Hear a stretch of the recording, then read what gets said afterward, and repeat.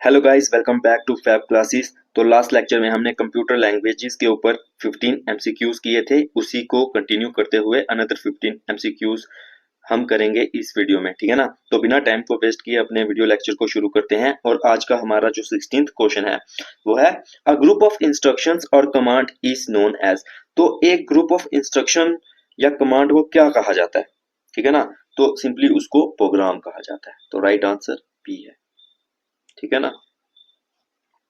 Question number 17, who wrote the first computer program and is known as the mother of the computer. तो simply अगर question ये आ जाए, दो question कि फर्स्ट कंप्यूटर प्रोग्राम किसने लिखा था और या फिर मदर ऑफ कंप्यूटर किसको कहा जाता है, तो आंसर आएगा लेडी अडा लवलेस, ठीक है ना। तो राइट आंसर ए है। तो क्वेश्चन नंबर 18 की ओर बढ़ते हैं। Okay, what is the primary function of a compiler. तो कंपाइलर का प्राइमरी फंक्शन क्या होता है? To interpret high level language line by line, to convert source code into assembly language, to convert high level language into machine language, to execute a program directly. देखिए इसमें दो चीजें होती है, एक होता है कंपाइलर, एक होता है इंटरप्रेटर।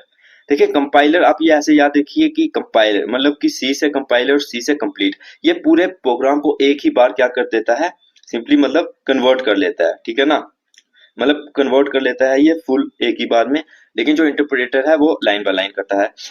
तो इसका राइट आंसर आएगा C, to convert high level language into machine language, ठीक है ना। तो राइट आंसर सी है। Okay,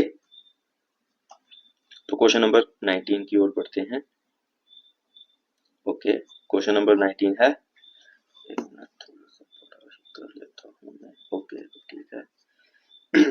Which language translator converts high level language into machine language in one go। अब जैसे वही क्वेश्चन आ गया, इंटरप्रेटर लाइन बाय लाइन करता है, पर अगर हम बात करें कि कंप्लीटली एक ही बार में कौन कर देता है, तो कंपाइलर कर देता है। तो राइट आंसर ए, ठीक है।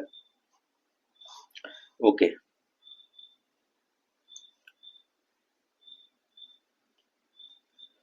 What does N interpreter do. तो इंटरप्रेटर क्या करता है? Convert source code into machine language line by line, convert high level language into machine language in one go, convert high level language into assembly language, convert machine language into high level language. देखिए ये मैं आपको पीछे भी बताया कि ये क्या करता है, हाई मशीन लैंग्वेज में कन्वर्ट करता है, इसमें लाइन बाय लाइन, ठीक है ना। तो वन गो में तो कंपाइलर करता है, ठीक है ना, ये तो कंपाइलर करता है। Machine language interpreter line by line code करता है इंटरप्रेटर। तो इस वजह से राइट आंसर ए है, ठीक है ना। तो सिंपली आपको बस ये याद रखना है। और ये याद रखना है कि हाई लेवल लैंग्वेज को असेंबली लैंग्वेज में नहीं करता है, वो असेंबलर होता है, मशीन लैंग्वेज में करता है, ठीक है ना। ये भी इंपॉर्टेंट पॉइंट है जो आपको अपने दिमाग में रखना है।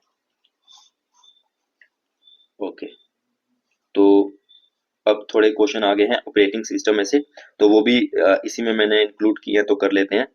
Okay, which type of software is an operating system an example of. तो सिंपली ऑपरेटिंग सिस्टम ना किस टाइप का सॉफ्टवेयर होता है, तो ये तो आप सभी को पता होगा कि ऑपरेटिंग सिस्टम सिस्टम सॉफ्टवेयर होता है, ठीक है ना। तो राइट आंसर सी है। एप्लीकेशन सॉफ्टवेयर क्या होते हैं, जो कि किसके लिए यूज किए जाते हैं, जो कि मतलब यूजर्स के लिए होते हैं, जैसे M S office, M S Word. लेकिन सिस्टम सॉफ्टवेयर जो कि रन करते हैं किसको, सिस्टम को। तो बस इसका यही था। ओके, तो नेक्स्ट क्वेश्चन की ओर बढ़ते हैं। Question number 22। Okay, software used by end user for specific task is known as. जैसे मैंने ऊपर अभी आपको एक्सप्लेन किया कि स्पेसिफिक टास्क के लिए जो एंड यूजर कौन हो गए, हम और आप, ठीक है ना। यूज करते हैं, जैसे हम यूज करते हैं, क्या यूज करते हैं, हम एम एस ऑफिस यूज करेंगे, हम सिंपली कोई ब्राउजर यूज करेंगे, वट एवर। तो वो क्या होता है, वो एप्लीकेशन सॉफ्टवेयर होते हैं जो कि एंड यूजर्स यूज करते हैं किसी स्पेसिफिक टास्क के लिए। तो राइट आंसर सी। तो क्वेश्चन नंबर 23 की ओर बढ़ते हैं।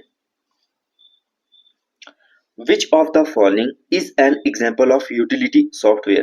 तो सिंपली यूटिलिटी सॉफ्टवेयर की एग्जांपल क्या है? देखिए M S office application software, Windows system software, language translator, अब ये आप बताओगे। लेकिन एंटीवायरस जो होता है ना, ये यूटिलिटी सॉफ्टवेयर होता है, ठीक है ना। तो ये भी सिस्टम में ही आ सकते हैं लैंग्वेज ट्रांसलेटर, लेकिन जो एंटीवायरस है वो क्या है, यूटिलिटी सॉफ्टवेयर है, ठीक है ना। तो आपको बस ये याद रखना है। तो क्वेश्चन नंबर 24 की ओर पढ़ते हैं। Okay, a language translator is a type of, तो सिंपली बात है कि जो ऊपर भी दिया हुआ है कि जो लैंग्वेज ट्रांसलेटर है वो किस टाइप का क्या है, मतलब सॉफ्टवेयर है। तो वो सिंपली सिस्टम सॉफ्टवेयर है, ठीक है ना। अब मैं ऊपर नहीं इसीलिए बताना चाहता था क्योंकि नेक्स्ट क्वेश्चन था, लेकिन चलो बता दिया था, कोई बात नहीं। तो सिस्टम है, सॉफ्टवेयर है क्या, लैंग्वेज ट्रांसलेटर, बस आपको ये याद रखना है।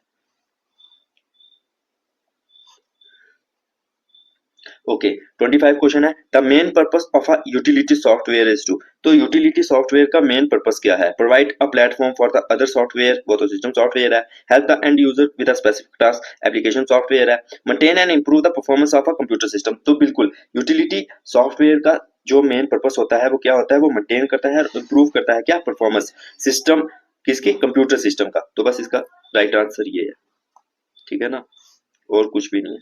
तो क्वेश्चन नंबर 26 की ओर बढ़ते हैं।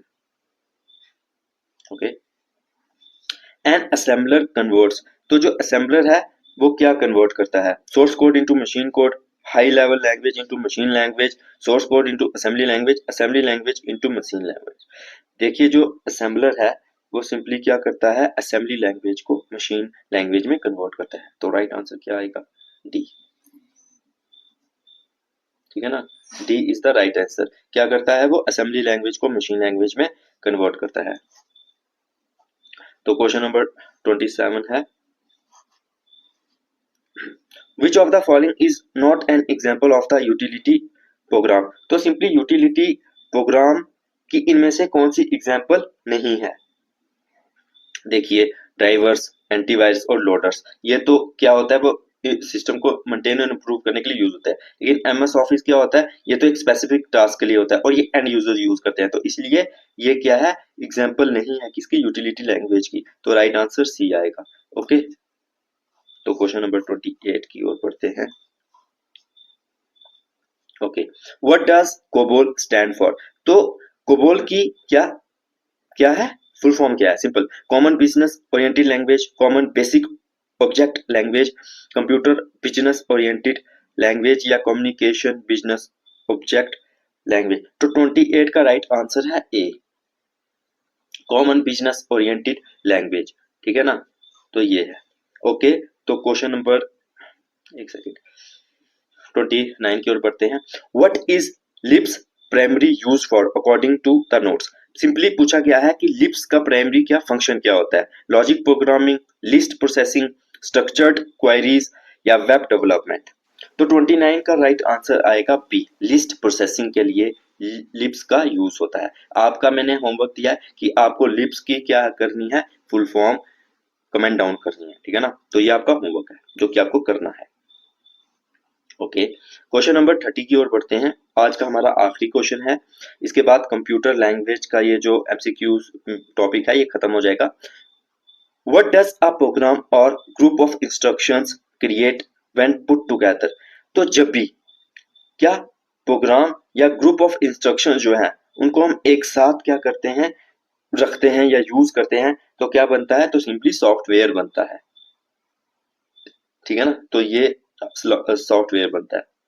तो दोस्तों, उम्मीद है कि आपको ये जो 30 एमसीक्यूज है, अब आपको कंप्यूटर लैंग्वेजेस में से प्रॉब्लम नहीं आएगी, क्योंकि इंपॉर्टेंट क्वेश्चन हमने किए हैं और आपके पेपर में ज्यादातर ऐसे ही क्वेश्चन आते हैं। तो मैं एग्जाम ओरिएंटेड मतलब एमसीक्यूज लाता हूँ जो कि आपके एग्जाम में आए, ठीक है ना। तो बस आज की वीडियो में बस इतना ही, अब मिलेंगे नेक्स्ट टॉपिक के साथ, तो बाय।